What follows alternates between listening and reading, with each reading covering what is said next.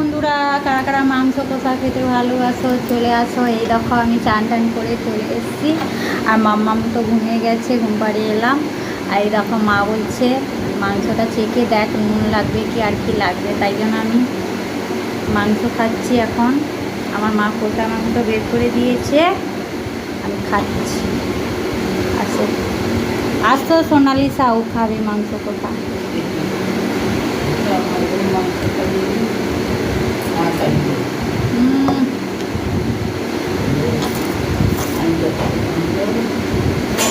আমার মা মাংসটা বানায় জাস্ট ফাটাফাটি বলার মতন নেই।